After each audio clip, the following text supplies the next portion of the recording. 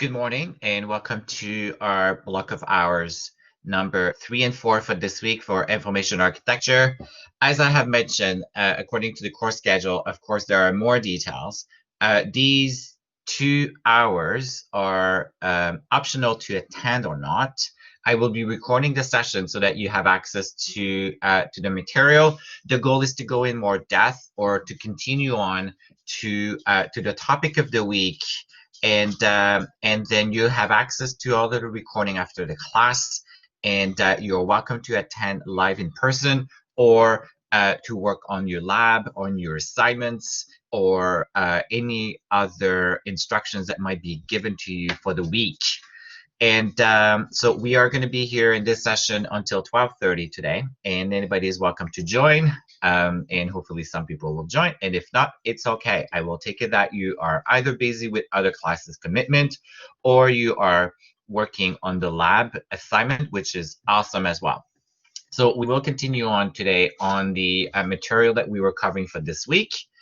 Yesterday, I have mentioned about the team. So you will need to work in teams for this class. Form teams of 4 to 5 people. And if you have yet found a team, please let me know on the course message. And then we'll find a way to map you, to pair you up with someone who may also be in the same situation. And I will create a thread on the discussion board so that we can maybe help people to find team members as well. Now, the pair of individuals, so what I have suggested that you do is for the semester is to find someone that you can pair with. In the event that we do some role play where it's with 2 people, then you would have someone that you can actually work with for the role play. And that could be in class, or that could be in the lab situation, or that could be outside of class as well. Given that we are all at home, I think it's good to have someone that we know that we connect with, that we can talk about the class. We can talk about challenges. We can talk about things that maybe you were concerned with the class. So often what we found is when we work in real life, we have someone else who probably has the answer. And it's good to talk and share how we feel and what we've learned and what some of the challenges, or hear about some of the topic from someone else outside of the teacher. So that would be my recommendation. Also, we talked yesterday about the weekly topics. So every week we have a topic. So this week it's introduction. So we're doing the introduction to the course modules. But next week we're going to talk about categorization, if I'm not mistaken, for week number 2. We're going to talk, yes, hierarchical structures and categorization. That's a really, really difficult word to say. So I'm looking for a pair of the coach, as we've just talked earlier, to introduce the topic. So again, I have created a thread on the discussion board that really specifically talk about the topic discussion and the pair discovery, where one of the pair on a voluntary basis will come and introduce the topic for next week. So again, 5 minutes is really goes fast, and maximum 10 minutes. And then what I'd like for you to do is introduce very briefly the topic of the week. What is categorization? What is IA? So you follow the structure for the weekly topics as per Blackboard, and for any given week. And I just need one pair of individuals to come and introduce the topic. You pick the format, you pick how you want to present. It could be voice, you can have one slide if you want. You can have a video. You can find a video that you think that explains very well the topic of the week within that. It's really an opportunity for you to get out of your comfort zone and work with your pair, work with your partner, and then quickly present the topic. And then I'll be able to add on to the topic and then move on with the content of that week. That obviously I will have prepare on my own as well. But I thought it would be a fun opportunity for anybody who wants to gain experiences, get to know your partner, gain experiences of speaking, or even clicking on a link that opens up a video. That is also acceptable. So there's no preferred format, but all I need is someone to sign up for the weekly topic a topic that you like, or maybe a topic that you feel comfortable with, or maybe a topic you're not comfortable with, to again push your limit, and learn something new, or share what you know, or maybe your experience when it comes to the topic. It can just be anything. So you can be creative. And again, if you are choosing information architecture and UX and design and graphic design, you are someone who's creative, and perhaps you may be even more creative than you really think that you are. And I would say I'm one of them. So in Blackboard to actually sign up for the weekly topic presentation on the discussion board. Feel free to sign up, and then if there's nobody, then there's no one. Believe me, I will have enough content, but I thought this would be a fun opportunity for you to introduce or present to the class the topic in your own words or using someone else's words. Make sure you use their references. So that is the topic of pair and the topic of the week, and try to find someone that you can partner with, that you can reach out to, mingle, exchange, talk about the class. That would be my recommendation for you. Now, for the teams, so let's make sure that everybody is in a team. If you're not in a team, then as I said, you can use a course message and say, I need a team member, and hopefully, and then email to everybody, and hopefully someone will be able to invite you to their team. 4 to 5 people is the maximum, and we all need to be in team to be able to do the assignments. Of course, there is some one-on-one time during classes, but the assignments are done in team very early on, because every assignment is an input to the next assignment that follow up. So the sooner you're a team, the better it will be, and you'll be able to hit the ground and run. So today we're going to talk, we're now going to finally jump into, but we've talked about information architecture yesterday. I share with you some example from Blackboard. But you'll get an overview of what IA is, and in the anatomy of IA information architecture. We had some question yesterday about, is information hierarchy the same as information architecture? Sometimes, yes, I would say it's the same. And again, my advice is, let's not get too caught up on definition and terminology, but let's understand what it is behind information hierarchy, what is behind information architecture, what's common, and what are we trying to achieve through those terms. And that would be my best advice. And again, if you're in information architecture, you have exposure, or you gain exposure to users and research, you've done psychology, or you've done observation and interviews, and you've learned that sometimes you have to observe and see and ask questions to see beyond the words, and also and define. So it's the same thing. Often it will be, what do we mean by information hierarchy? What do we mean by information architecture? And then you will probably discover that it's trying to achieve the same. It's trying to provide information to consumer. Then the consumer has a goal, and then how do we deliver on that? And then we're going to talk about information needs, and I will share with you the latch quickly, but that will be on your own. So information, which I believe someone mentioned that it's available on Humper, which is great. Information architecture is not about being glamour. It's about mission critical. It's infrastructure. It's an infrastructure has widespread and long-term impact.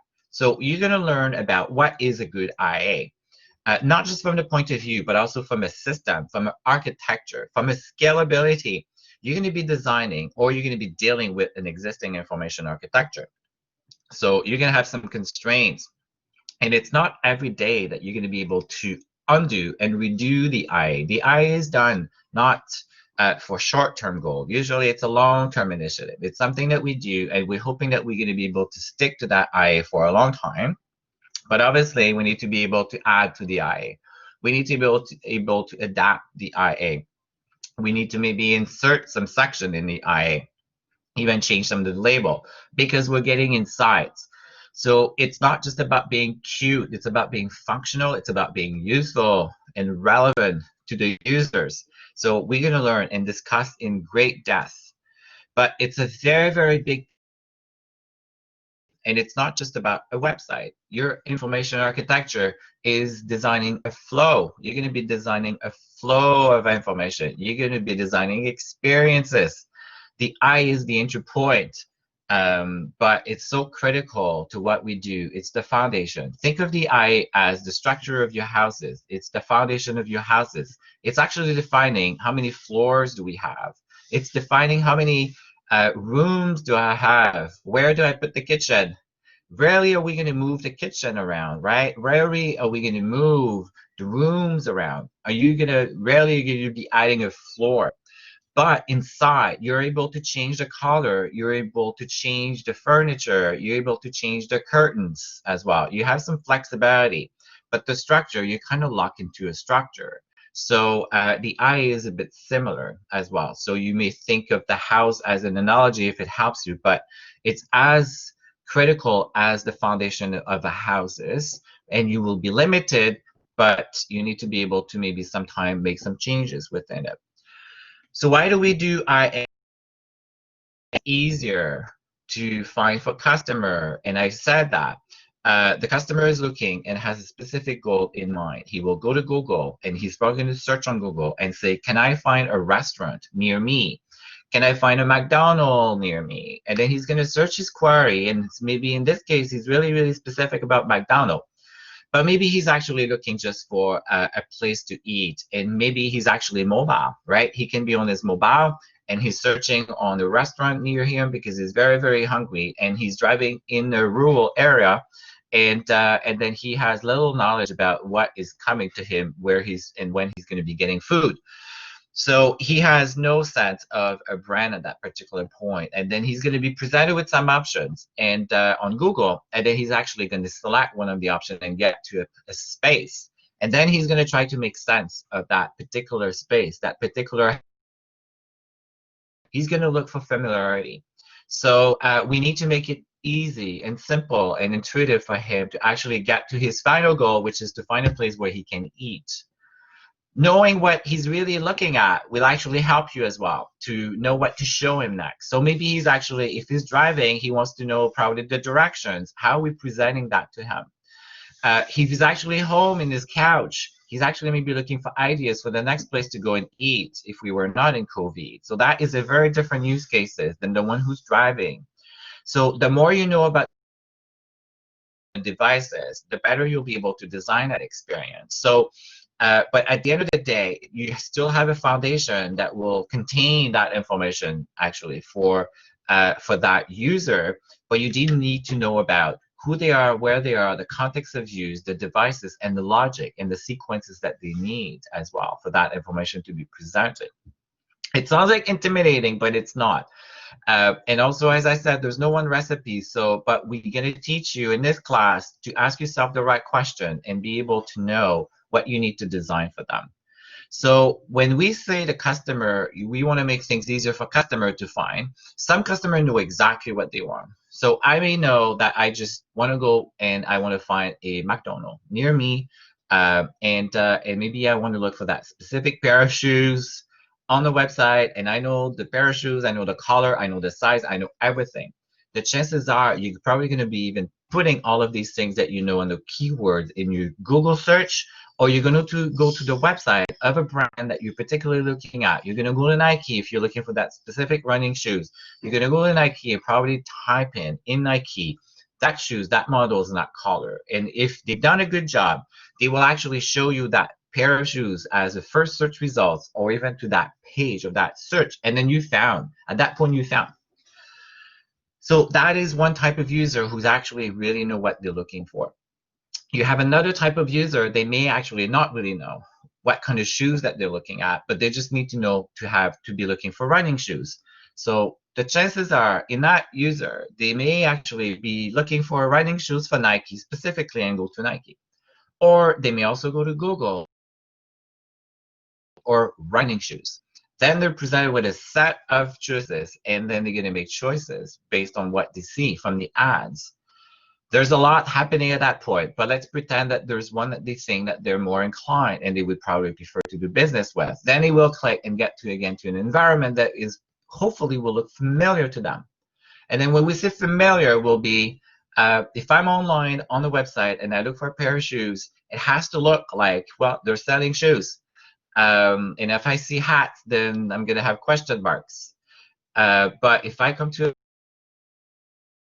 and I'm a man and I put men and I see men and men's shoes, then I can start maybe browsing as well. So I may choose to browse. I may choose to explore some of the options that will be presented even on the home page, or I will look for some places where I can actually type in for running shoes, men running shoes, and then I'll be presented with some options as well. So you have users that know exactly, you have users that don't really know what they want. So we need to be able to have the flexibility to meet the needs for those two type of users when they come to your site as well. But your goal is to help them to find the information that they are looking for, and then based on the search on the keywords that they'll be searching on, or based on what you know as them as users, because maybe you have some analytics that where you've been tracking them, they've been logged in, and you know what they like, and you're actually pushing forward some suggestion based on the last searches as well. So that is part of how do we make that easy for them, and how do we make it findable. You want to make things discoverable as well. So not only for the user, but for search engines. So we've talked about is a very, very important topic aspect of IAs. And you guys may want to make a note of search engine optimization and learn more about search engine optimization.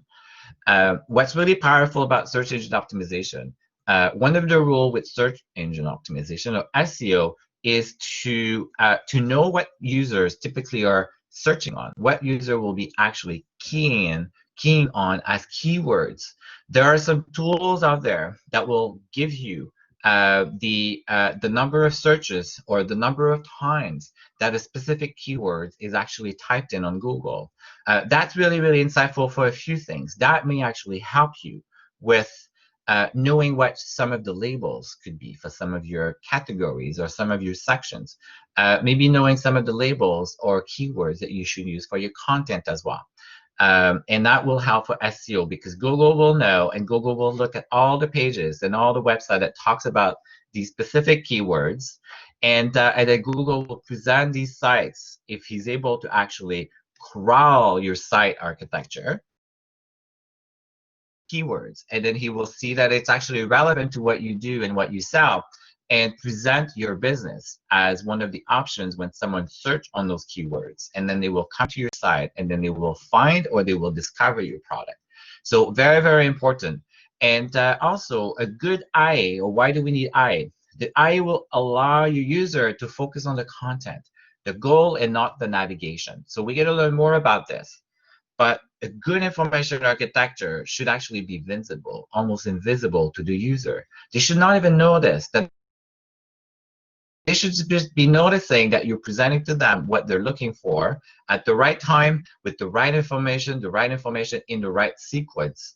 And they should almost forget that they're actually going through an actual website, and then get to the end goal. Maybe they want to call you, maybe they want to buy online, maybe they just want the direction and be able to drive to that store or that restaurant that is near them.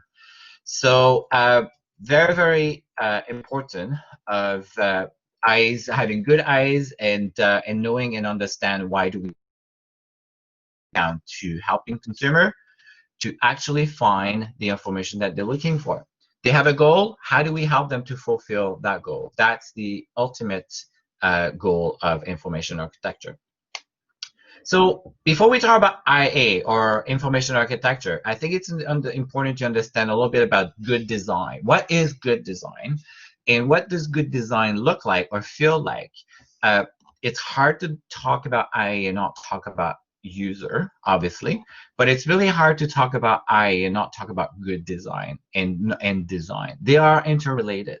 The information architecture, really, when you look at it on a diagram, we're going to learn about we're going to look at some diagram. It's really just a tree, but the actual labels, the actual navigation, the actual search will live within a design, and we know that design will influence a landing page. Design will influence the visibility of certain of these elements. And depending on if things are closed, if things are far, then the user will do a bunch of things, and and then the psychology of user will kick in, and the design now is influencing your good information architecture and vice versa. So good design, the basis of good design, and I think you guys are very familiar if you're in the design program, it has to be based on the user goals and the mental model.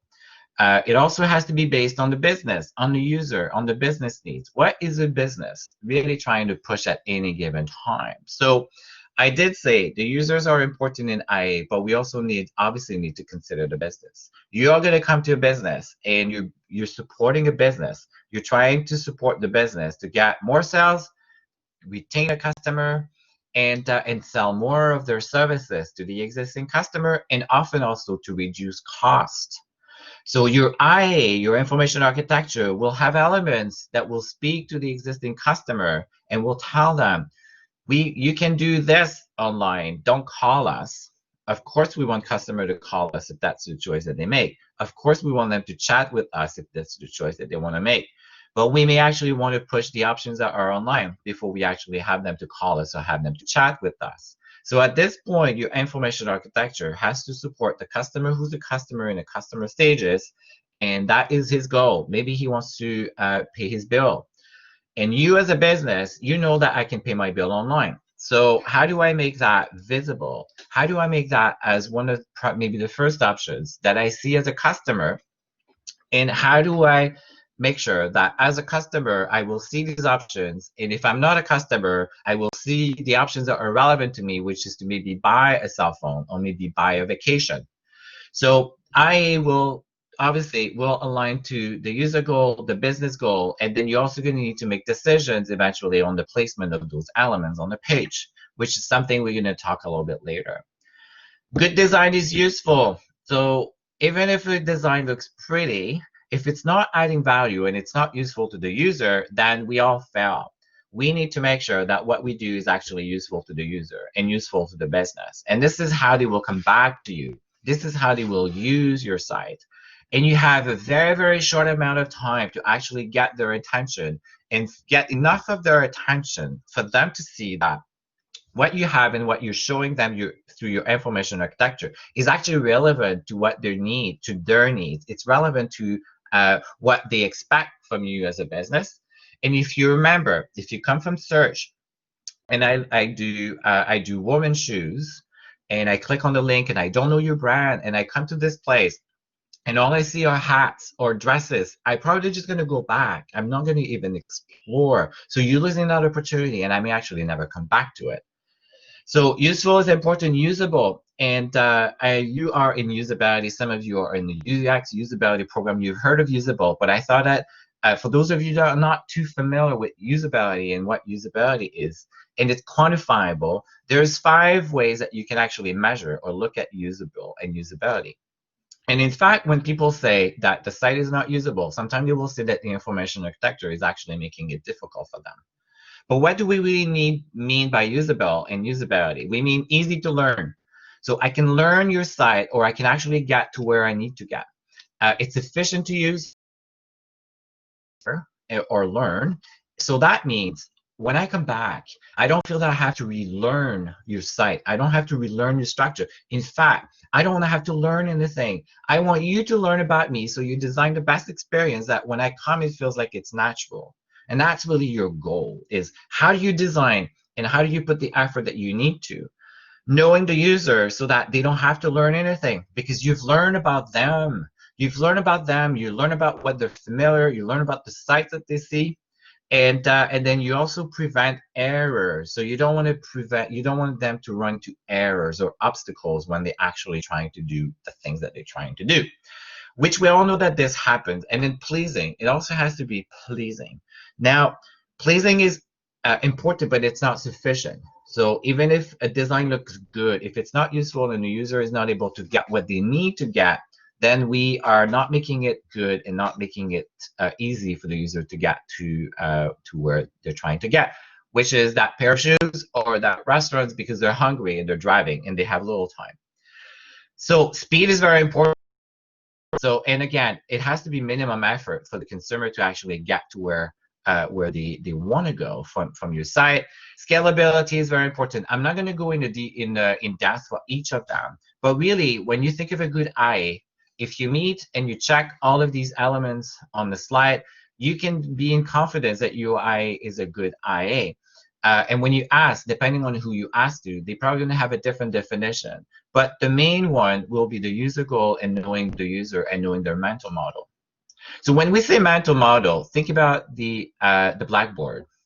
Designing for students, the students have a mental model. So you have an expectation of classroom, what do you expect through a semester. You have expectation, course, outline, critical path, weekly, assignment, grades. These are like unique to the space of teaching.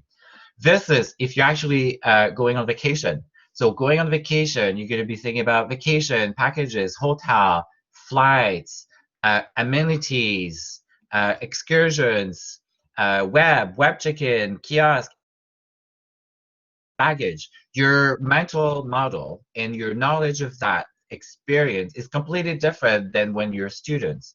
So you as a designer need to understand what are the concept, or what are the pieces of information and knowledge that the consumer know about that specific industry, and how aligned are we with what they've seen before. So that's really, really important. And modular, you're going to hear more and more about information architecture as being modular. What do we mean by modular?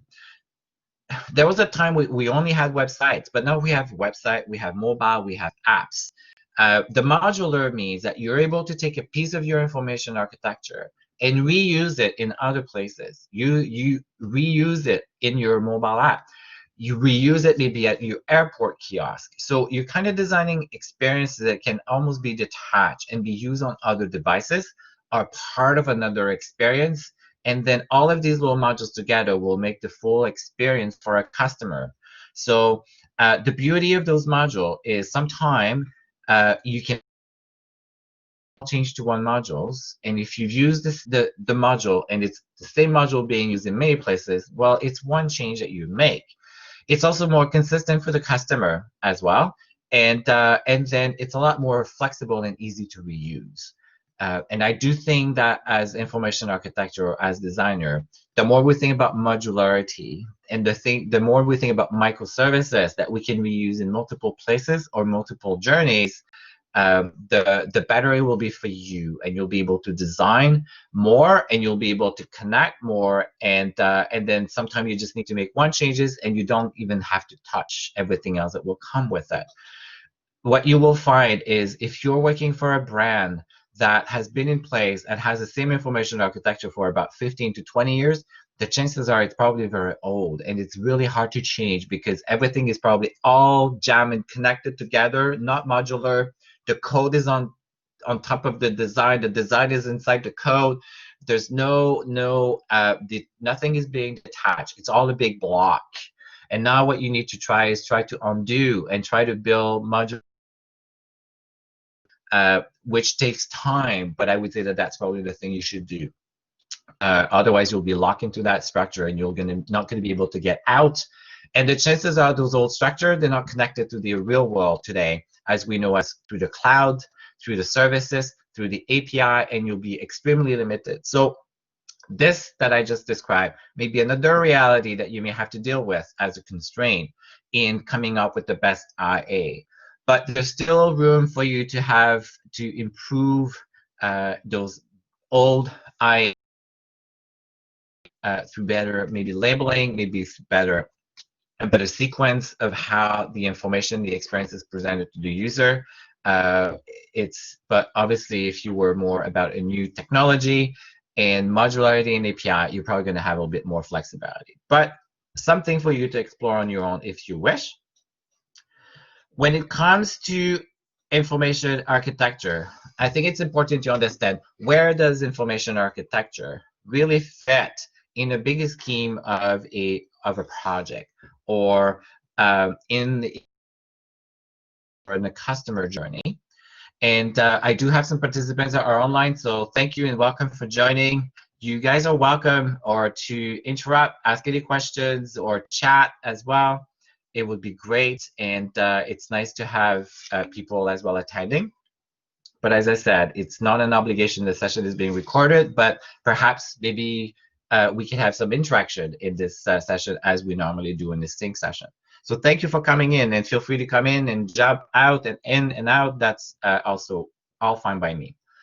When I think of information architecture, as I said, we're not really designing a lot of new information architecture nowadays. You're asked to design some experiences or some micro journeys. So when I teach my students about web design, or when I teach my students about creating campaign or campaign management, which I also teach with another school, I put them in the stages of thinking of a micro journey. So the very first question that you need to ask about your information architecture is who is the customer, first of all, obviously.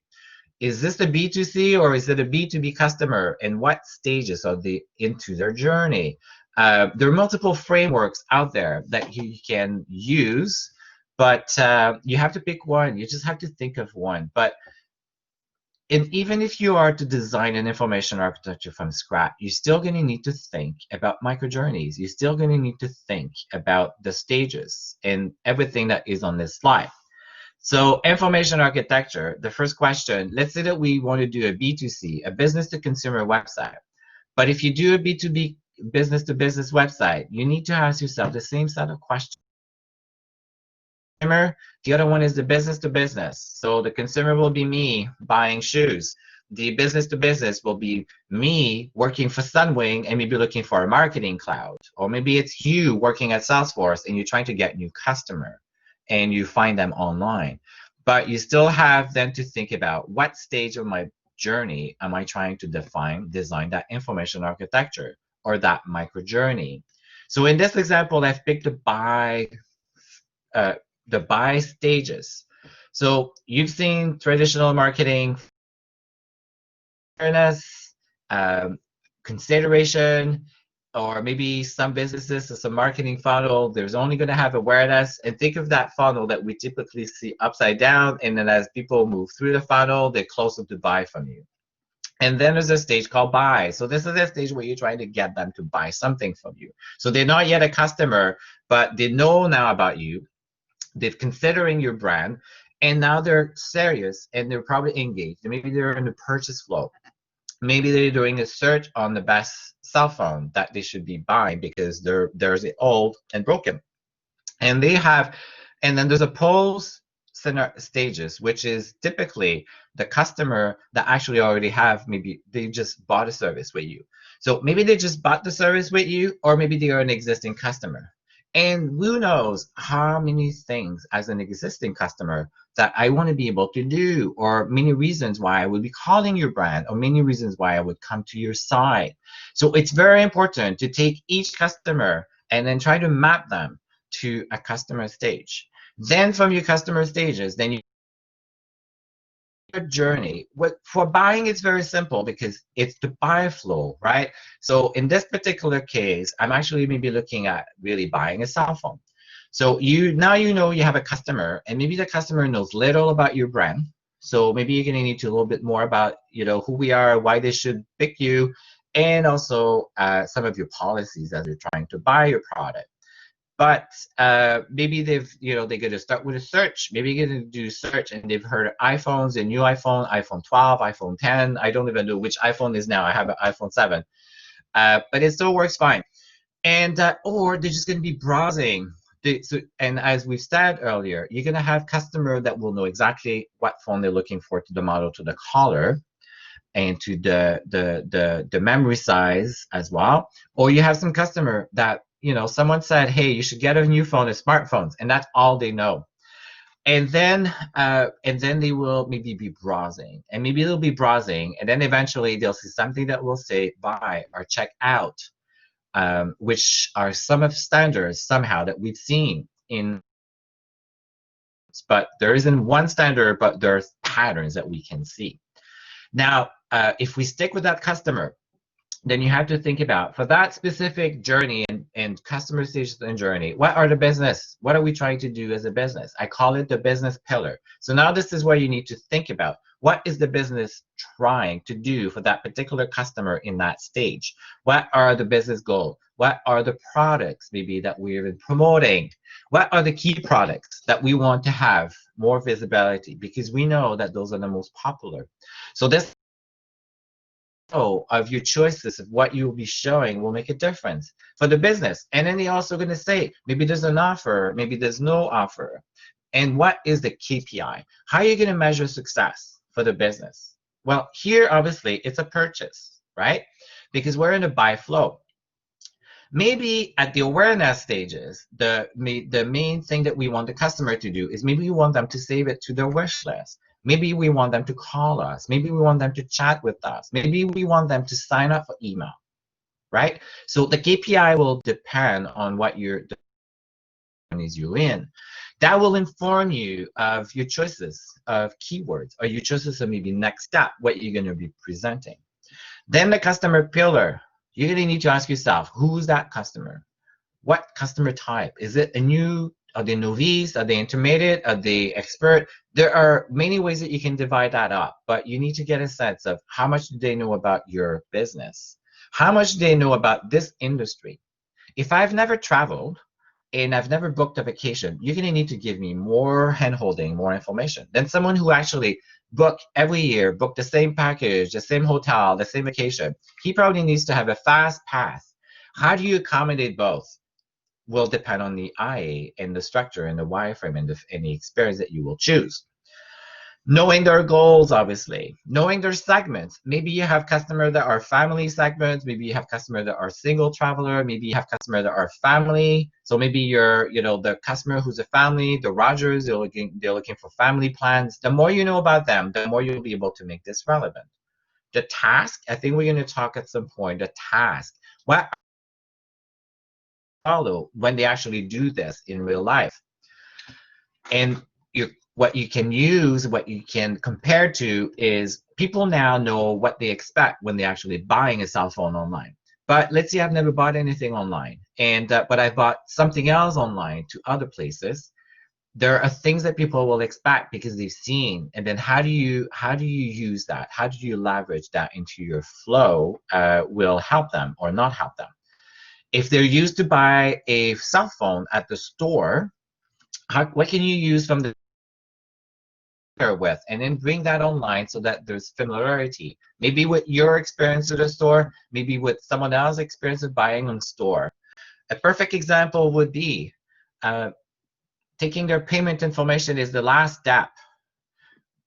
Lucky that most websites will choose to make the payment as the last step, but let's say that you were presenting the payment as one of the first step, and then you show them their mailing address and anything else, and you completely change the order. That will completely throw them off. They'll be very confused.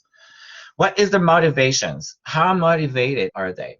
Think of a customer who's actually just browsing a vacation to versus a customer who's actually came twice, 2, 3, and 4 times to your site, and they've been looking at the same hotel. Or versus you who's maybe applying on a job.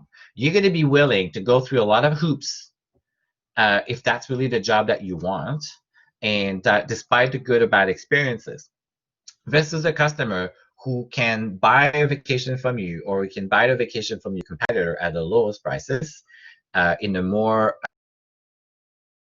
higher risk. You're going to lose them, but you'll be willing to go through the step and do a somersault to get that job, and maybe go through 2, 3, 4 messages, error messages, and try to do everything that you can so that you can really put your application through.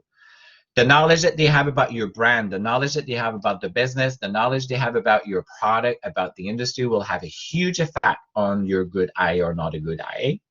And think of my example. If you are a marketing digital specialist and you're trying to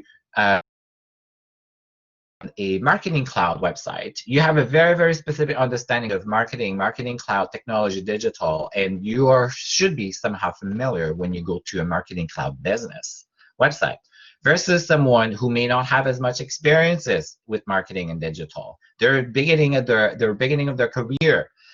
They may need more hand-holding and more guidance on what is Marketing Cloud, what you should ask yourself about Marketing Cloud versus someone who knows inside out.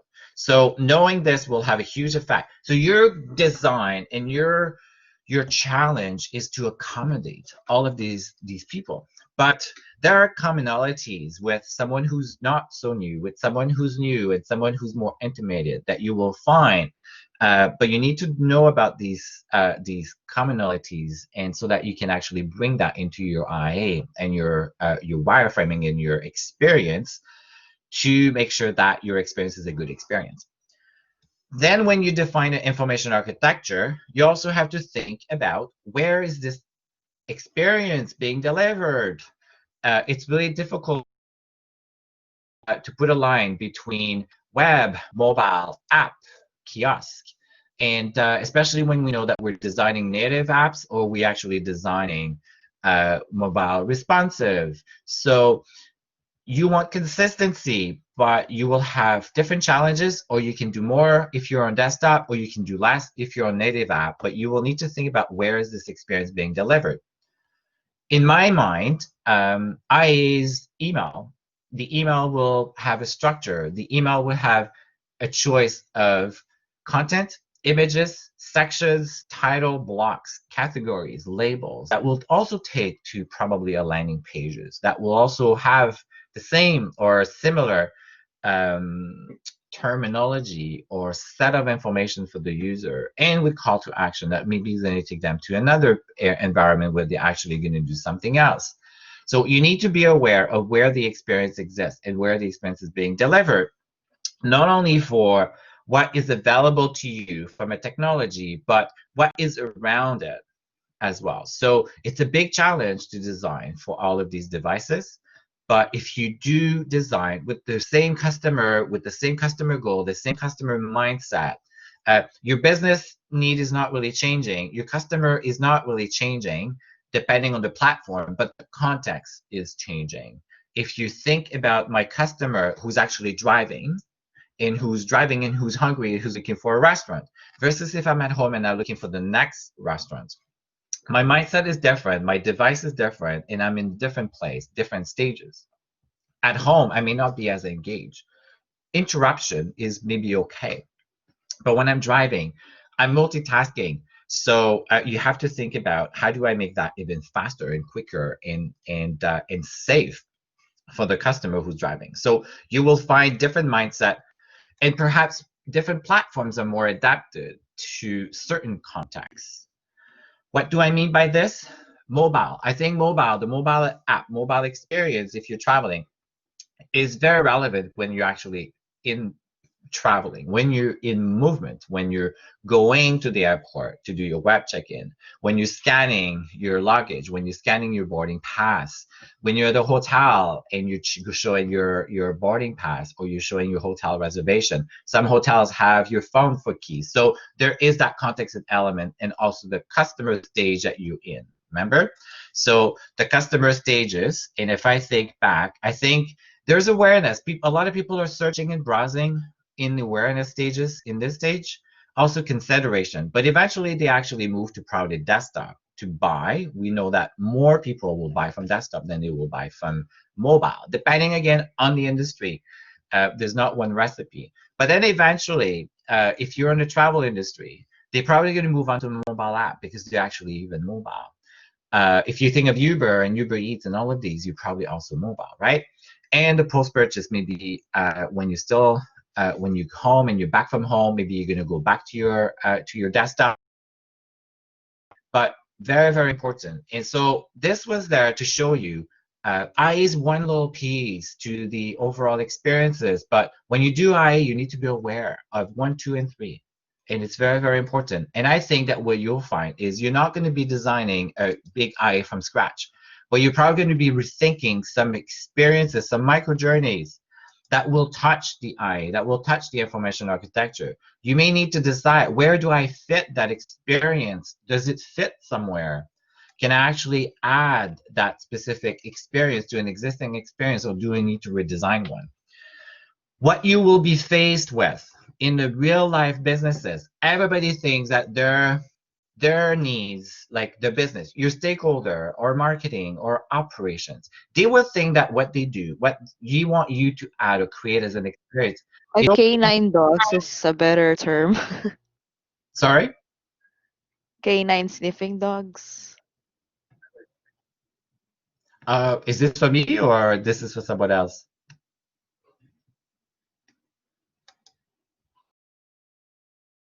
It's for someone else.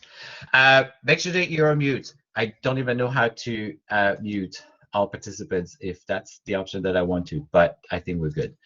So your customer, your stakeholder, the people that you work with, they think that everything that they do is so unique that they probably want to have a menu item just for them.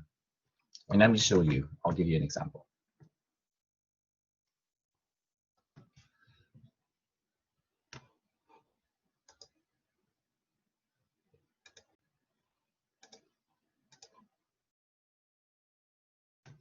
So by now you should all see Sunwing.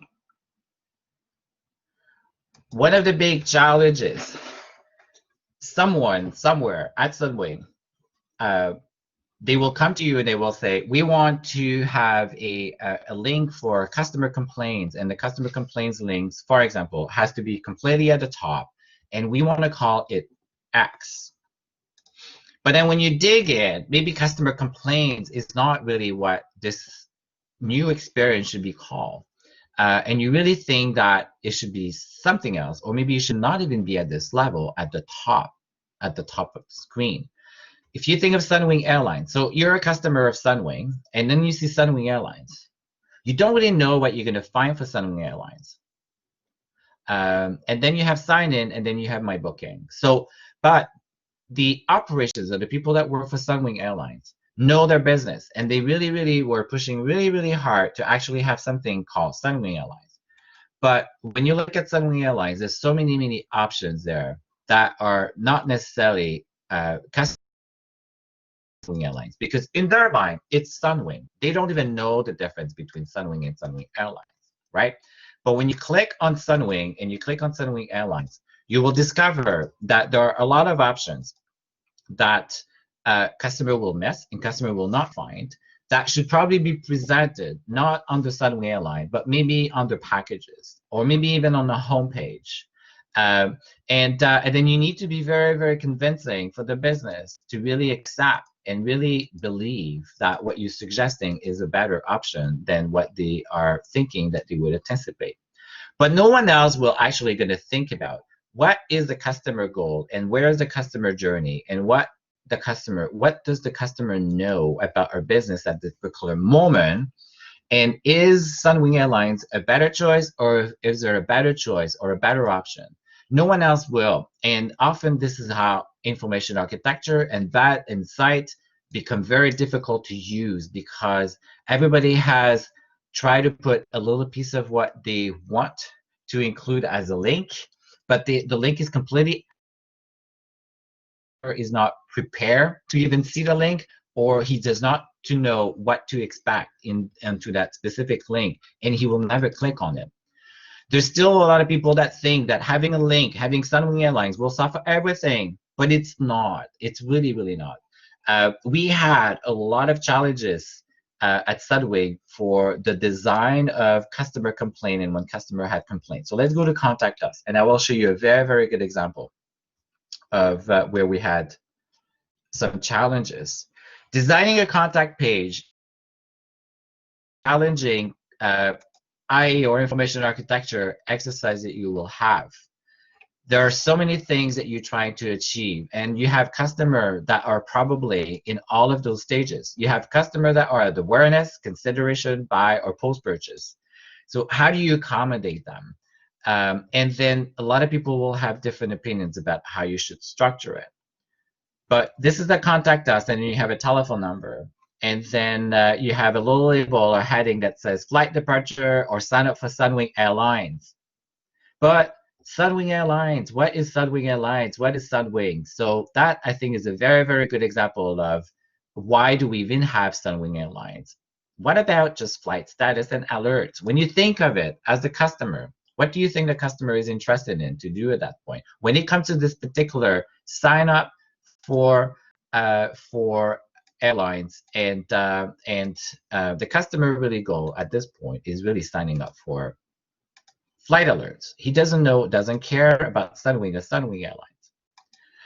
But this is a choice. The Sunwing Airlines was so airlines. Now, I would say the chances are most customers are probably just paying attention to the flight status and the flight alerts on the right hand side. And how would you know that? Well, you can talk to user, or you can look at data, and you can look at how many users are actually entering or clicking on that specific link. Now, if you look, they also made a choice of something called relay services. What is relay services? Like, this is a good example of terms or headers that I don't know that adds really much value to the customer at this particular point. Is that information architecture? Definitely. And then you have another note that says, please note that there's a several advisory in effect due to COVID. Then to learn more, click here. Oh my God, between you and I, click here is the thing that makes me jump. What is click here? I don't know what click here is. I have to read everything before, everything after to even make sense. So I think this is a very good example of something that has been designed with no user goal. So who is the user? What is the user? And for which user are we really, really trying to target at this particular moment? So, and the list goes on and on and on. But what you find, and what we're finding yourself, somebody from operation who was really adamant to do a lot of adding links and links and links, because they think adding a link or having a link will solve the world.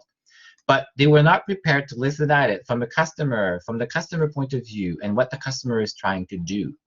And the best way to solve for the contact us and how you should really go about it is really to start with looking at each of the stages and really think about, for a customer who's at awareness stages, what would be some of their user goals? And then really think about how we're speaking on the contact us in terms of user goals. Then you could do the same thing about buying, or you could do the same thing about a customer who has a booking, who is about to travel. What would be some of their user goals? And then you start dividing up your content and your experiences.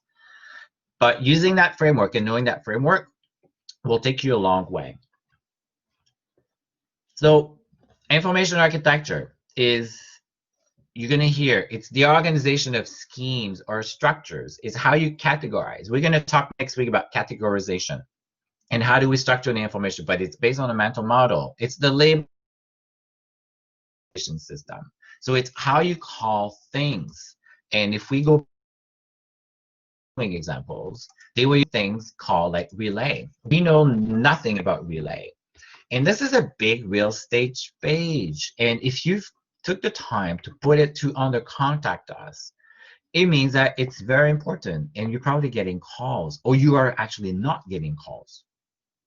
But how helpful is the relay information? Probably not really helpful. So you need to go back and say, what are we trying to do? Who is the customer? Why is the customer calling relay? When do they call? What triggers them? Maybe they're never going to contact us. Maybe there's something else that needs to happen. It's the navigation system. So we've talked about, there's different ways that we can navigate to the Sunwing website, or you can navigate to the information. So if we go back to our previous example, maybe I know exactly where I want to go on my next vacation. And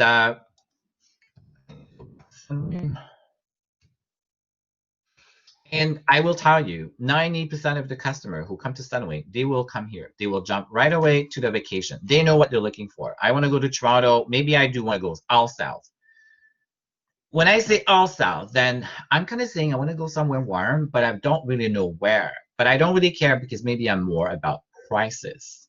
But I do know when I want to travel. Maybe I can only travel on February 15 or March 8. Why? Why would I want to travel on March 8 specifically? As a student, we have a few people here, because I'm on March break, right? So then I have time. And maybe there's 2 adults, no children. I don't pick a specific hotel because I don't care. So I'm pretty flexible in my choices. Or I'm not. Maybe I actually want to go to Punta Cana, and I know that I want to go to a dreams resort on those days, and then how you present that information to me. That is part of information architecture. But you know at this point who is the user. You know maybe perhaps how much they know about your product, and then you're giving them the option to be specific or very generic as well. Site is very, very slow. And then I get a bunch of search results. And then I will look at, is this the dreams or is this relevant? And knowing what is important to them is going to help you to decide, do I show pricing from the cheapest to the most expensive? Do I show the hotel rating as well? And etc. So now the best way to actually choose the order that they want to see these items, right? And that is good IA. And that is part of your search strategy, your search. But it really comes down to knowing the customer, knowing the user, and knowing what they're trying to do and what's important and what's relevant. As a rule, is to try to give them the option and the flexibility to play with filters or adapt the results and the display on their own, so that you don't necessarily need to know exactly what's important for me as a user today, but you give them the options, but without being too cluttery, and designing that experience so that they know where to find the ability to actually maybe filter down or remove some filters, or maybe change the order that things have been presented. Where does IA fit into a digital build? So when do we do IA? When do we care about IA? At which point does it come into the design? I assume that probably most of you know. Or do we have anybody online or who's want to tell us when is IA a good time to think about IA? Is it late in the project? Is it early on in the project? Is it after we have the business goals and the customer goals? Is it before, after development? Any ideas? I've kind of give you the answer. But when is IA? When is a good time to do the information architecture? Is it early on? Is it mid-project or end of the project? You can do voice, you can do chat if you want.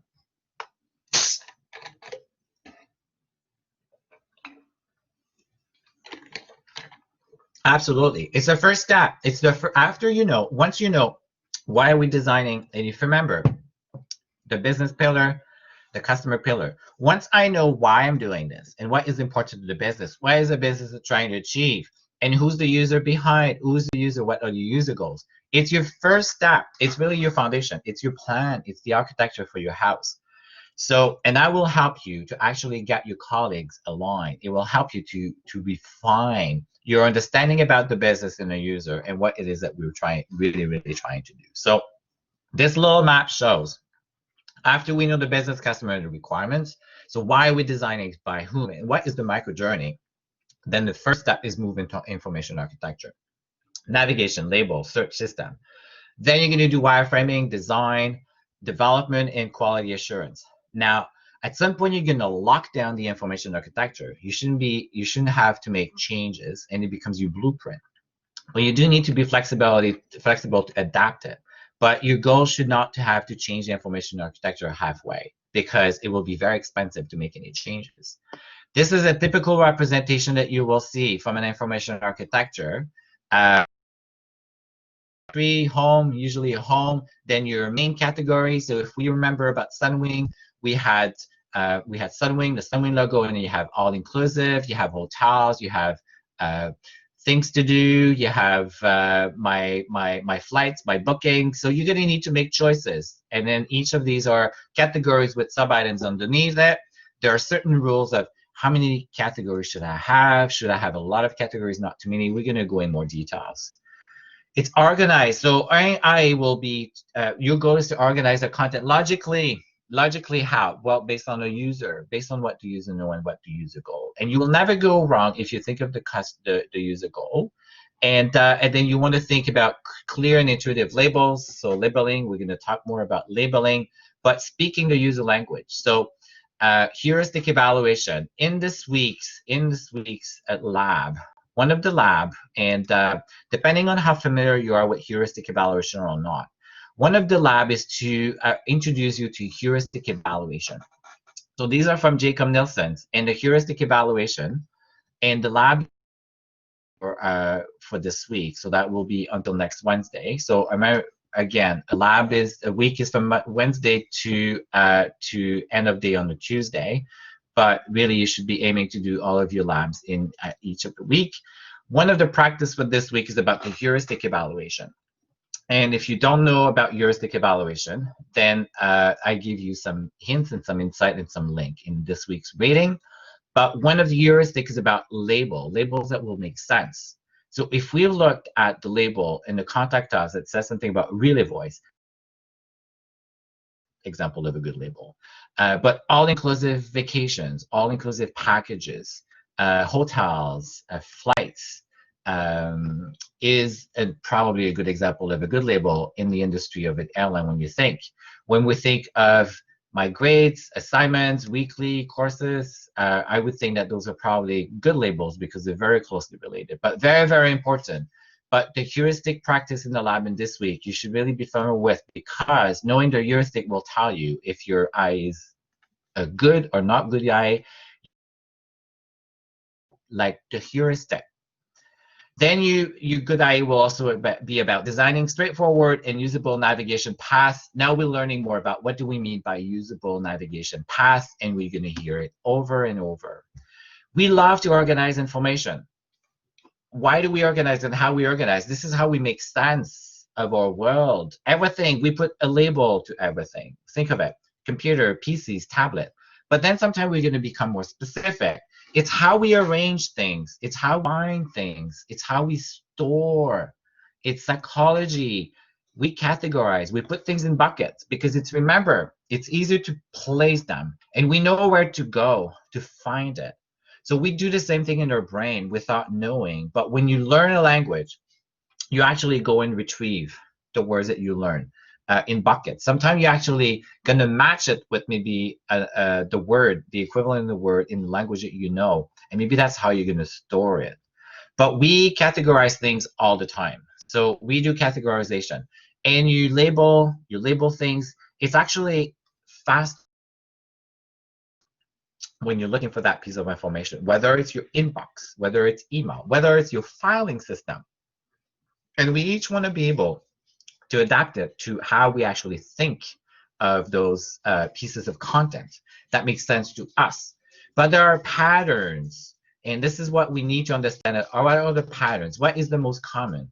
What is the most common way of calling this specific group of items, and that we see out there that is known or people have arranged and have organized together. So what you may want to do, and most of you are actually watching this session home, so think about for a few minutes, think about 2 or 3 things that you've organized in the last month, and then write them down and post them in the chat.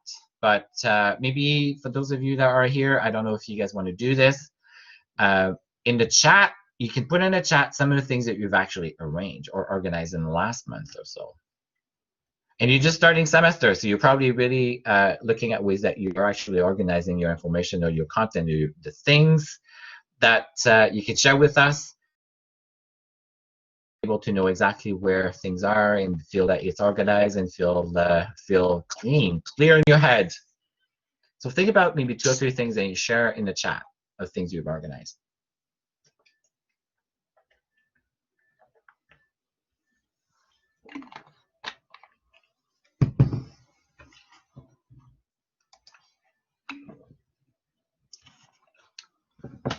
Yes, we have the information on the CV, on the resume. Absolutely. I think that's a very good example, Min. They're almost a standard, right, for resume.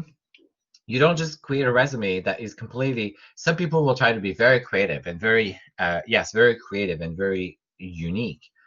But there's a risk is someone will look at the resume, they're not going to really understand what the resume is all about. So you kind of want to have some conventions so that they have landmarks. Think of those conventions as quick landmarks as a recruiter. I can see education, I can see work experience, I can see my contact info, I can see my references, I can see things I expect, certain things. Absolutely.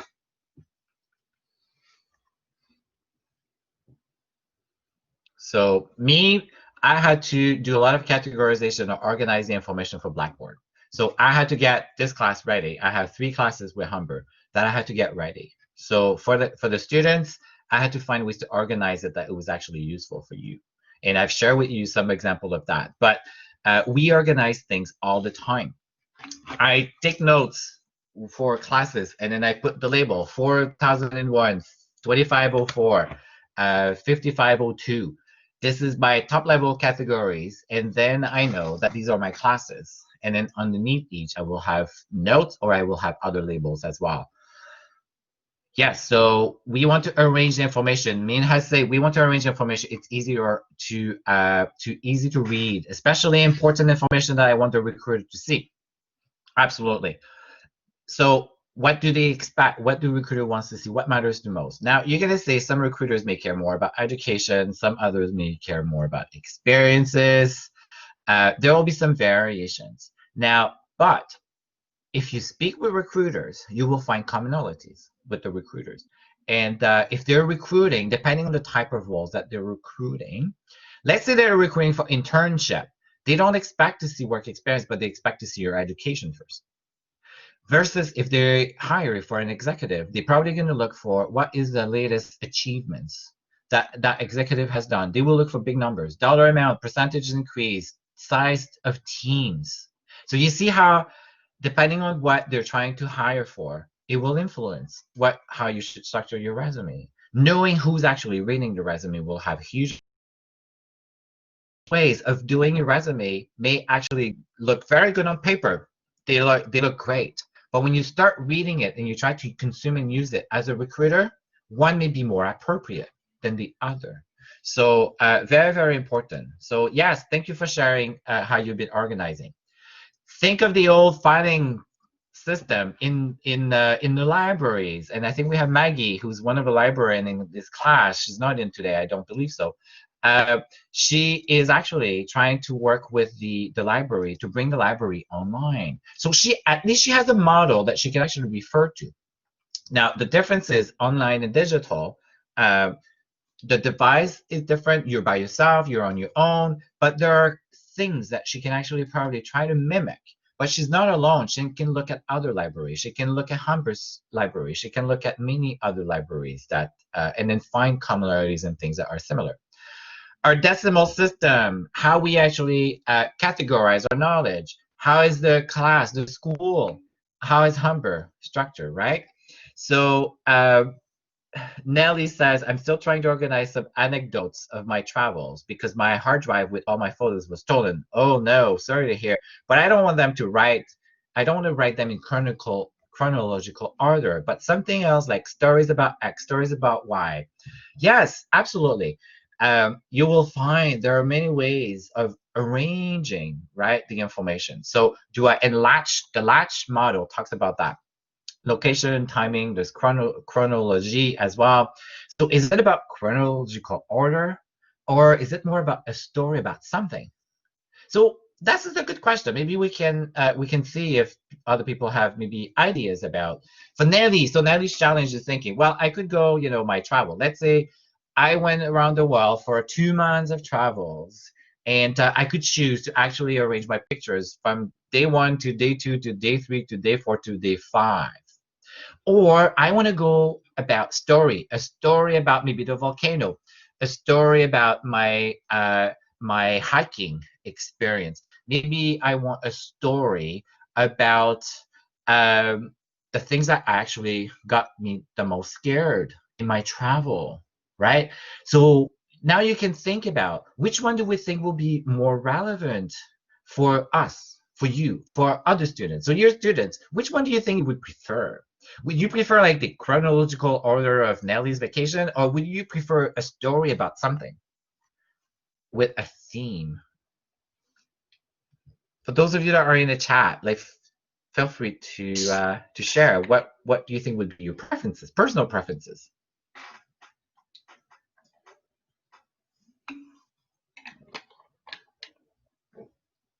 Yes, that's a big challenge. So Nelly says, yes, but with a theme, there are different stories in different places.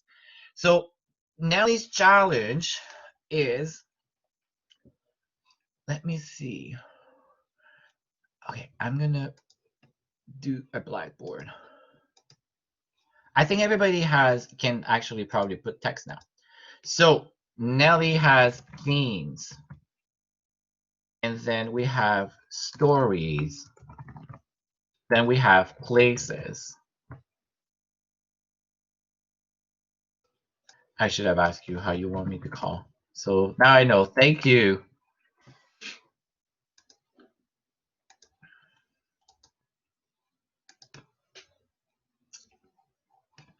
Oh, Edric. So Min, Edric. I have to make a note. I don't want to forget.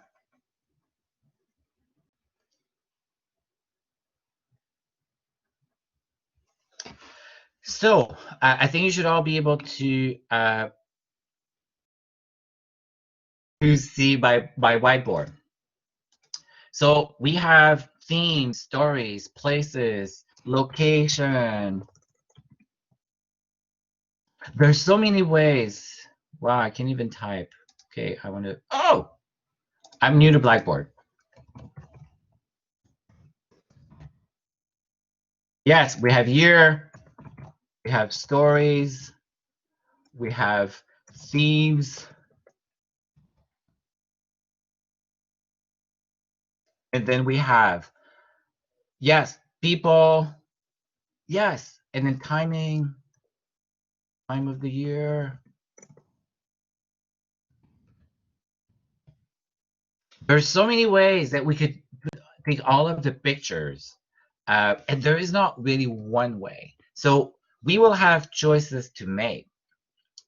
For some people, it may be more about the theme. Some people, it may be more about the stories. And I think this is where the tagging, being able to tag pictures and be able to tag and allow someone to actually search the same photos, depending on what they think about their power of tagging, the power of the labels, and allowing them to pick how do they want to even navigate through the photos to the pictures. Uh, if it's by year or if it's by stories or by theme, and they can actually search by or any of those themes or any of these criteria that is relevant to them, that is probably the best way to go. And that's if you can do that. But if you cannot uh, use the tags or the different labels in that we just have on the whiteboard, then you're going to need to make choices. I think that for someone, let's see, if I think personally myself, but it doesn't mean that me is what everybody else is thinking. Not know exactly when you were traveling and where and when you went to a particular place. I may actually not really care about when you went to a particular place, but I may very, very be interested in knowing what you visited. So the locations, maybe the themes, and maybe hearing about the scariest, or the nicest, or the things that you remember the most. And what you will find is most customer will be searching on the best place to visit to maybe some of your places. So you probably want to have a themes and a location, right? And how will you know that? It's by speaking to people, but also search, what people are searching on as well. And what do they know? I don't know when you travel and I don't know where you went. So that is one thing. But I may be interested in maybe the wall in China. Maybe you've been there. Maybe there's a specific landmark that I may be interested in, and that you have that I would probably want to hear or see as well. So then that will tell you that you probably want to use location or that name of that landmark as well. So there's not one recipe, but knowing who is trying to access your photo and picture and what they know will help you to make those decisions. Here's how we do and thank you for participating and being engaged in this little chat and categories. It was fun. We categorize also how we are structuring our businesses.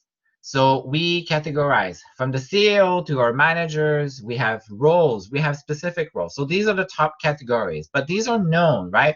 Known jobs or known categories, and those are easy. But even then, in some businesses, there are so many new roles and new names and new job titles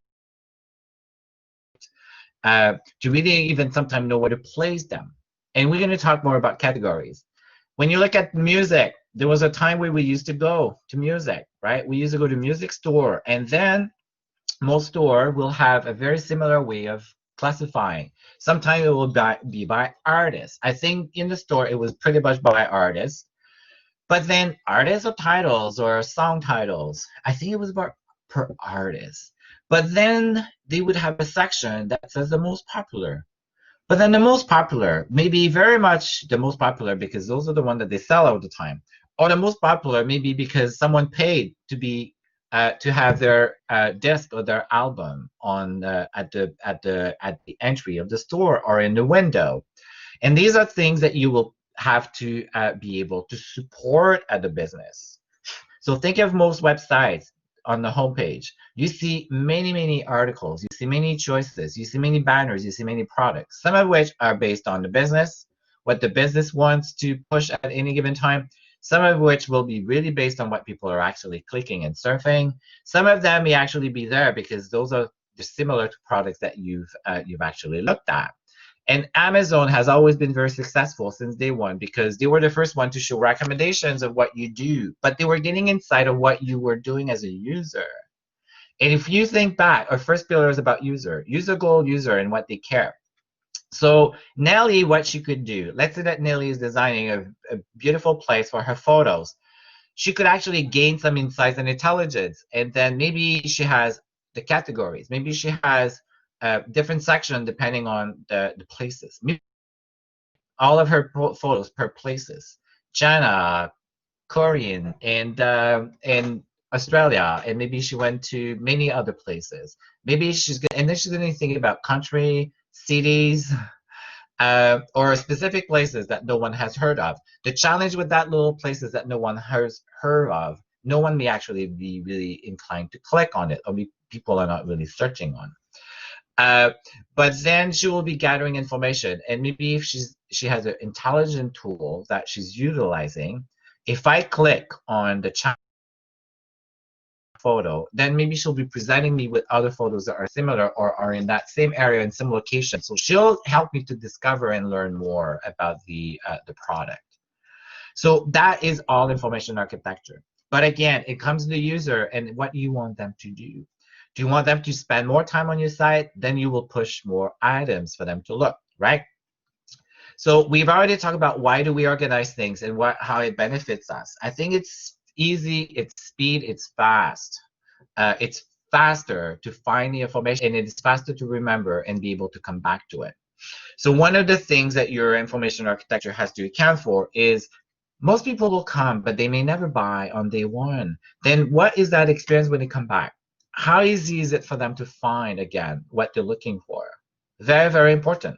Some of them will allow you to do wish lists, and then some of them will track you. And when you come back, it will show you what you were looking at last, what you had, what you have in your cart, what you have in your wish list, what you've looked at, and what else you should be looking at. So how do we decide on the best information architecture?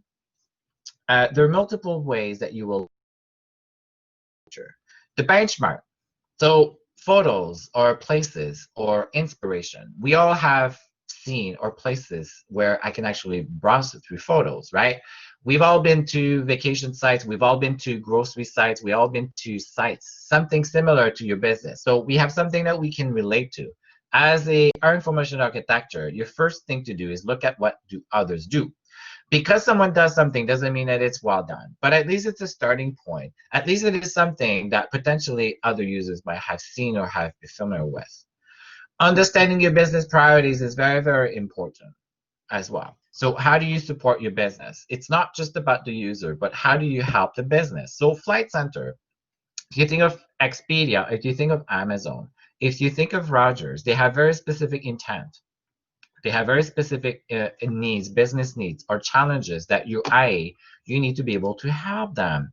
Your analytics will tell you a lot of insights about how our user navigating through my site today.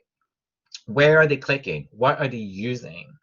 Where are they spending more time? Where are not spending as much time? And that will be your trigger to maybe rethink about that micro journey. That will be maybe your trigger. If they're not clicking, and you have this menu at the top and they're not clicking, that's no good. You're using real estate for something else maybe that should be there that is not, but perhaps it's hidden. The user mental is very important. Knowing the user. Are we in a classroom environment? Am I in a grocery store environment? Am I looking for my next vacation, looking, surfing through Nellie's pictures? Uh, am I actually browsing? Am I EdRec trying to define my resume? So he has to think about the mental model of a recruiter, right? So you have to be aware of who is behind and what you're trying to serve. So what makes a UA a good eye? So the Blackboard is open. Do we have any insights or any idea of what is a good eye? We've kind of talked about what is a good eye in the who is attending the class wants to put some answers, some words using the whiteboard. I know you like to be able to type in some answers. So use a little text, and I'd like to see if we have people that want to put a few words or descriptions that will explain what is a good IA. So it's almost like a little recap of what we've covered this morning and what we've covered from yesterday. Yes, consistency. Definitely. Organization. Yeah, you can use the chat as well, Mert. Thank you. Organization. So it's well organized. It's consistent, well organized.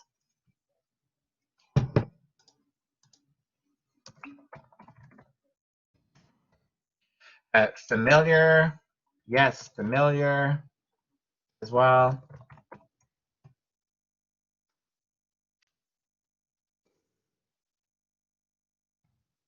We talked about a few qualities. Scalable is one of them. It's clear, there's clarity. I would say it's invisible.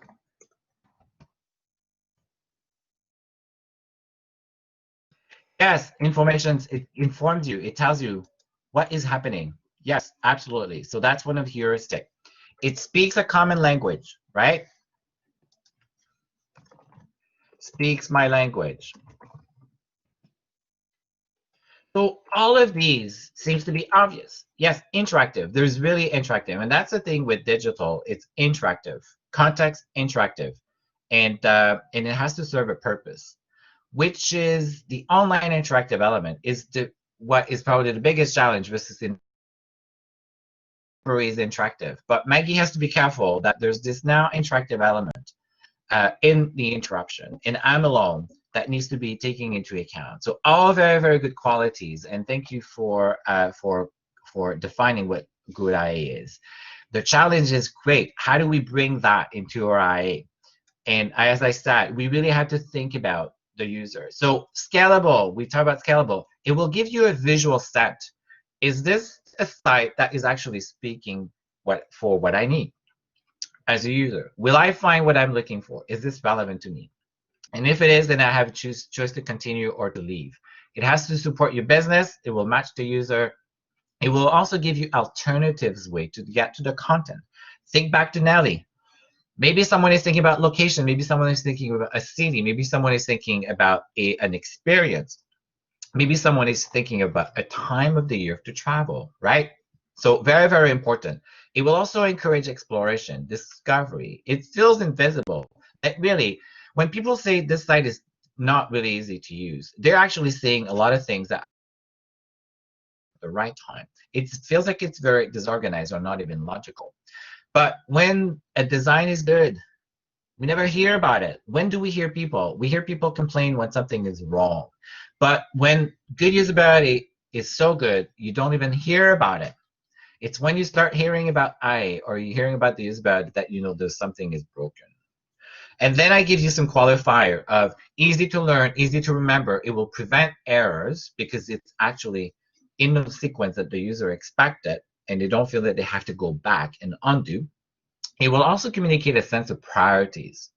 You make choices about what you want to show first, what you want to show second, in the order that you want to show these items as well. So Nelly may actually say, you know what, I'm more about the themes. I will show themes first, but I will show location I will show timing. I will show specific landmark. But my priority for me is communicate the experience, my experience and the experiences, and people to feel and smell. And I will start with themes, but then I will say location. I will speak about the landmarks and the things that I have discovered and I love. So I share with you some example of Air Canada scalability. So when you look at Air Canada and you look at their top navigation, so I'm just going to be pointing, book. So they made choices and they've actually aligned with a few things. They've aligned with the customer stages. Book, think of book as your awareness consideration, right? Planning. So book and planning, similar, but maybe book you're actually closer to wanting to book and book your vacation. Then planning is more about maybe I want to discover. Inspire me with picture, inspire me with content, inspire me with blog. Fly. Then they kind of said, this is more about flying. But again, it's probably someone who really wants to book and book just to fly.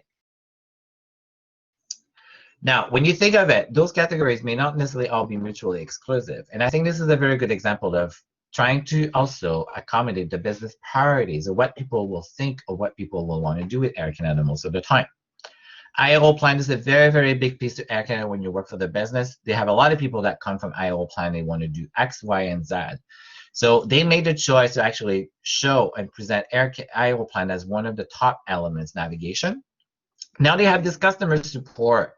So when you think of customer support, this is our post booking. These are Air Canada customer.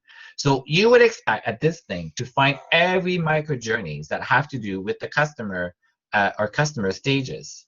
Yes, Jeff, definitely different entry point to conversion. So your IA will give different entry point to conversions. Very, very critical. But if we go back to this slide that I've mentioned earlier, Air Canada has kind of like, try to think about their stages, the main stages in their navigation, almost in that sequence, except for buy. Why? Because that's what they want people to do. Then awareness and consideration, they call it as their planning. And their post is the customer support. And then each one has a micro journey. So they've kind of aligned to the customer stages. And if I'm a customer, most likely I will see that there's something for me. And then special offer is still about maybe inspiring me, last minute impulsive customer. And then signing in is also few things. It will help me as a customer who's probably a customer who's about to travel, or maybe I just want to log in so it's easier and quicker when I book my next flight. There's multiple things that I can do, but I would say signing has also become a standard where most sites will offer you a way to sign in, and then usually you kind of see that in that area, or you're going to see it in this in the area, which we're going to talk more about placement. But it's really irrelevant at this stage in a sense that we are focusing on maybe the potential customer stages and the business choices that Air Canada has made, and then the sequence and the order. Before plan, fly, IO plan. Is the order all very significant and does it make a big differences? I would say at this stage, because they're all presented, maybe it does, maybe it doesn't. How would you know? Then you would probably do some testing and see, is switching book and plan customer in any order make a difference or not? You would use an A/B testing to do that. And this is beyond the scope of this. But maybe you do A/B testing, and maybe A/B testing has told you your IA needs to be looked at because not as many people are clicking, and then maybe makes more people click. Really, we don't know, but you would do testing. But at least we're kind of guessing a sense of priorities from the business in Air Canada by just looking at it. But I think that they somehow do a good job mapping to the customer and also trying to map to a language that the customer will be familiar or expect. And then you would expect that when you click and you roll over, you get more choices. When I've used this example of Air Canada at this stage, I've said one of the qualities about being scalable, the scalability. I think what they've done is it's relatively easy to probably add another element if they want to add another element here. I really don't know what that other element would be, to be honest with you. But when you roll over book, you have a bunch of other items that will show and that will appear, and maybe we can just look at it. So it's relatively easy to add more items to the Air Canada architecture without having to undo and completely redo their navigation. And that's really important because I did mention, you know, every day, you need to be able to have some flexibility to add new items. And then Air Canada, how they've done it is one, having space and having categories that can be very inclusive. So we should see Air Canada at this point. I can roll over and I could probably add more items if I wanted on the book.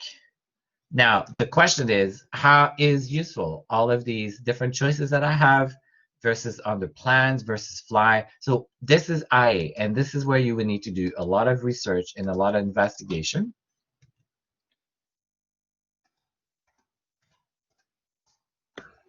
And it looks like my Blackboard is about to crash again. So hold tight, don't go anywhere. Worst case scenario, we are going to come back to the session, but it's funny how this is happening as we get towards the end of our class each day. There's something that someone is not liking on my computer. So don't go anywhere yet. We're going to give it some time.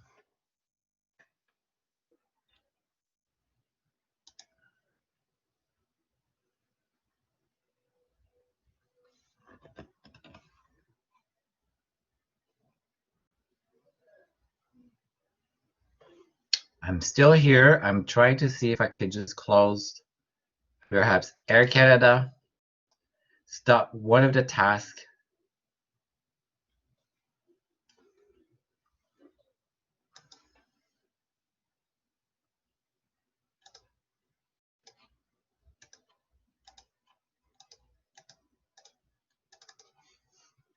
But I may have to close everything. Now, I think you can hear me, probably. It looks like I may have to actually close the session, but if you hear me, then it's 12:20. So what I will do is we may probably for today, and then what you should do, and I will be able to know if you guys were able to listen because I'll be able to listen to the recording. If you don't have access to what I'm just sharing with you, then I will be maybe sending a class announcement. But for this week, make sure you go through the labs. Make sure you go through the reading about heuristics because you'll need to understand the heuristic and how they fit and how they help you with IA. And then do the lab and also follow the instructions in the lab specifically. Okay, I'm here. Great. It was really Air Canada's site that crashed me. So thank you for staying there and thank you for being patient. Okay, we have a bit, I think we have another 5 minutes.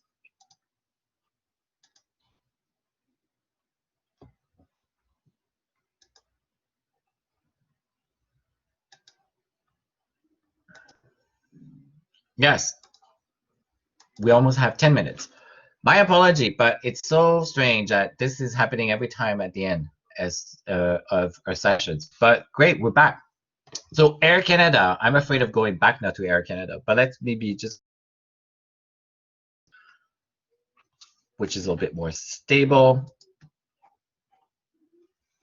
I was told the Blackboard is very stable as a technology. I will share with you that I teach using Zoom for other classes since July, like many classes, and twice I crashed since July.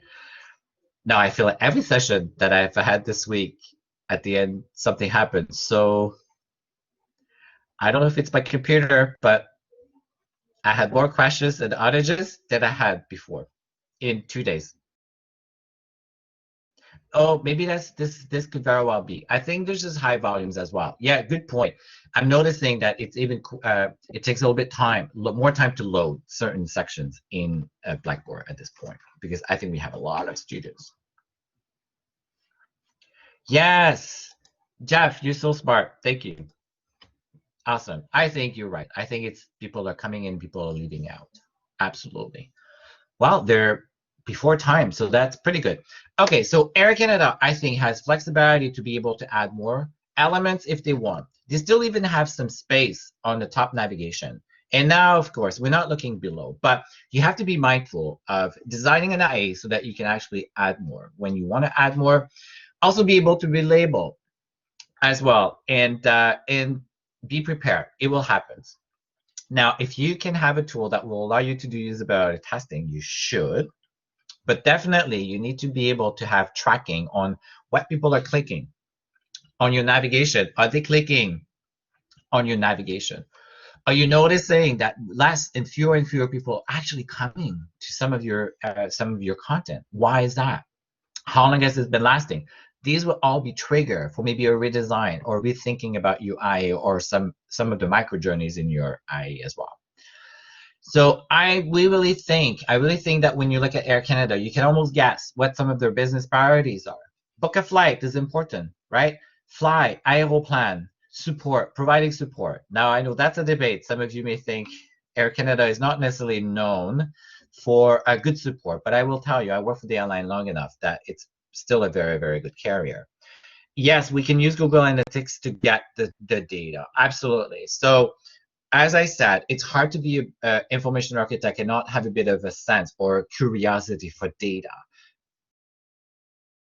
People to be successful and do your job. The more you will know about what people are clicking and what people are going, what people are engaging with, it will make you stronger, a much better IA. And nowadays, it's hard to say, I only do IA.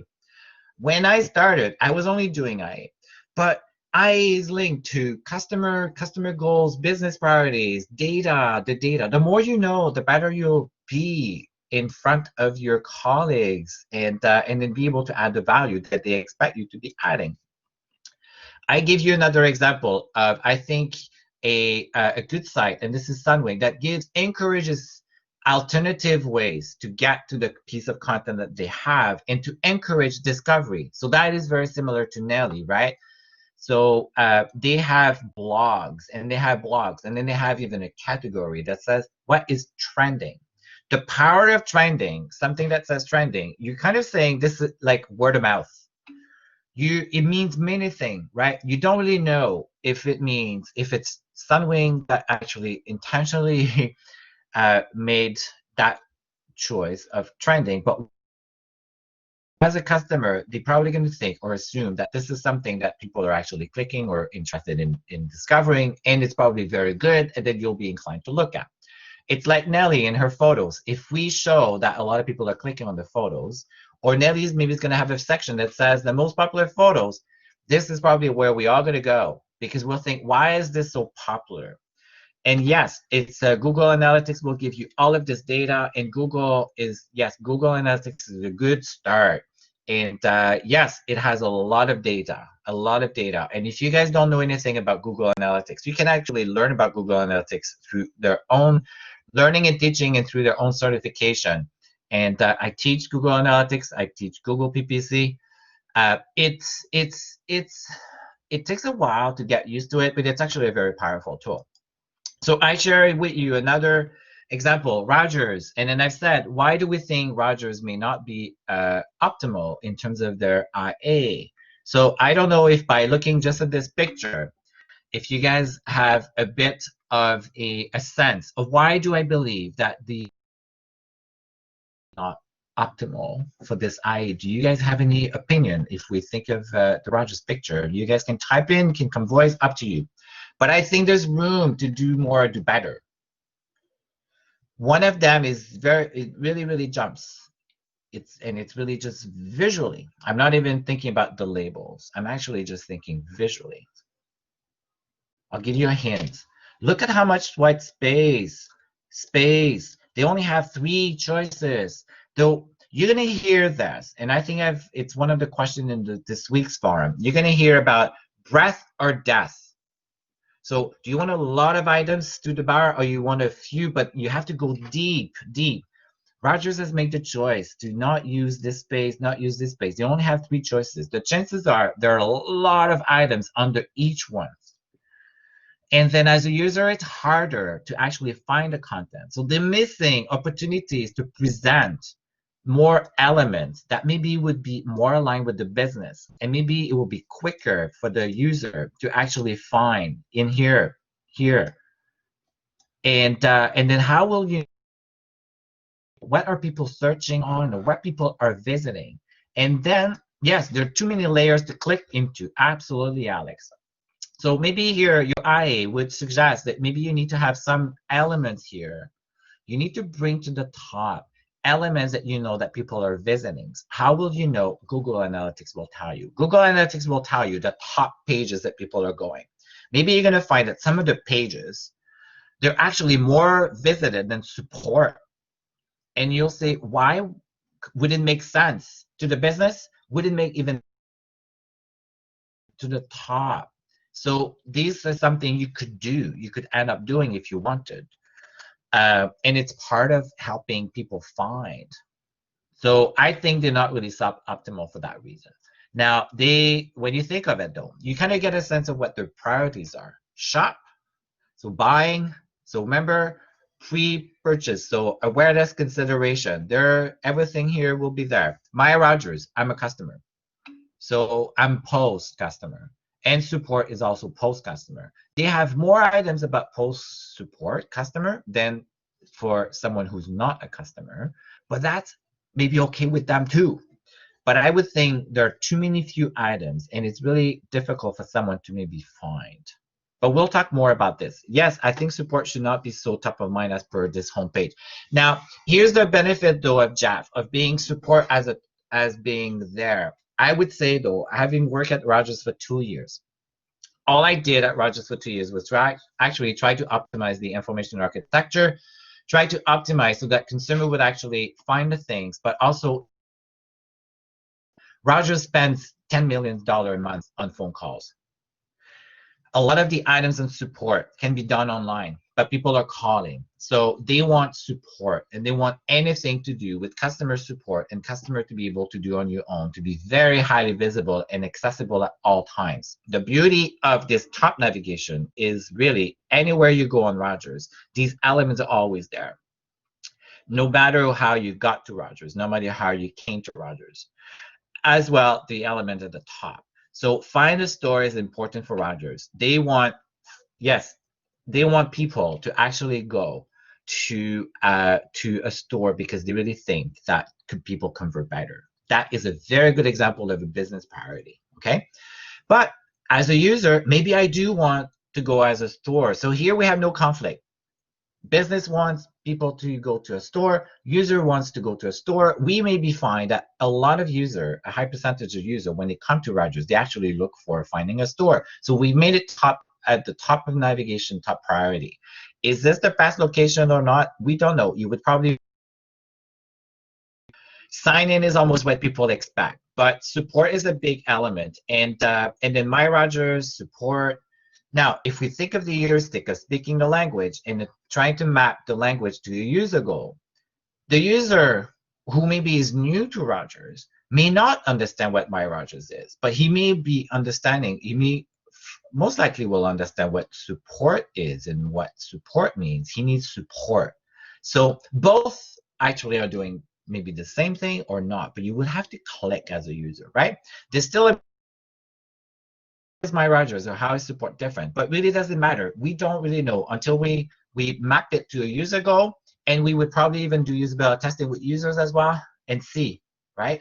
So a lot. It's 12:30. So this is the end of our block of hours 3 and 4.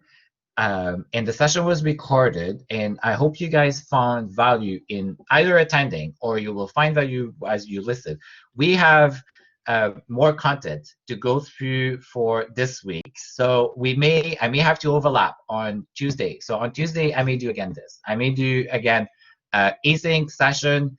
But then if any of you needs to have time to book with me for Tuesday afternoon, this is also time where we can book. So you send me a course message and I will make the time and I'll be available.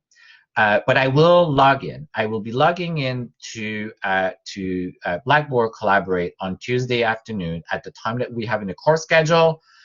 If there are questions or things that people need, then I can answer. And then if not, then we're just going to move on to the rest.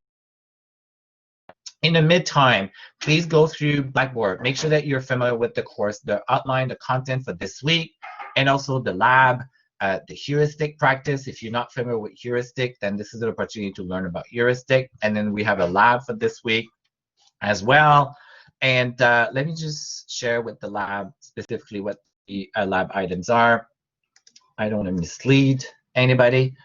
For this week,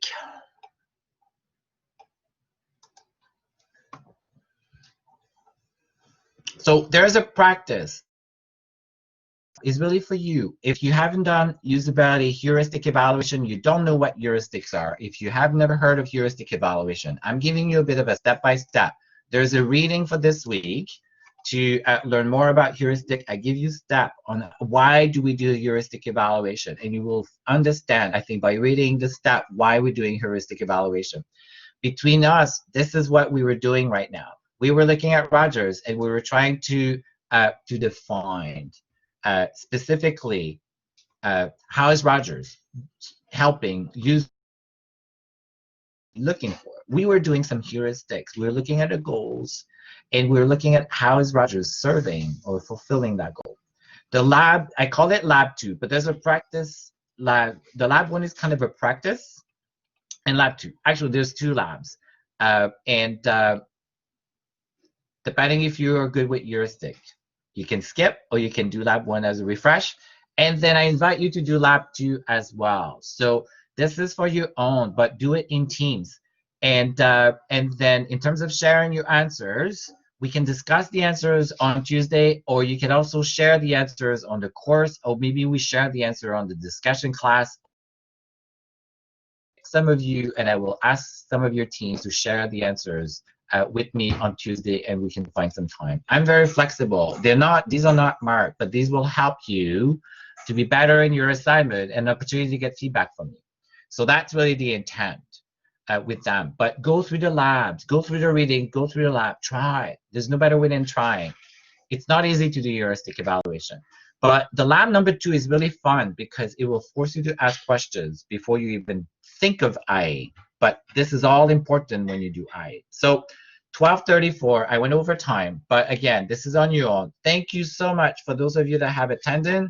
It was a pleasure having a chance to have some students to be able to interact and see some of the chat and the answers and be able to use some real example from Nelly and other team members class that you are having challenges with. So enjoy your weekend, and I hope you're enjoying this class. We'll see you on Tuesday. Make sure you look at the course schedule for the exact timing, and thank you for coming and enjoy your weekend.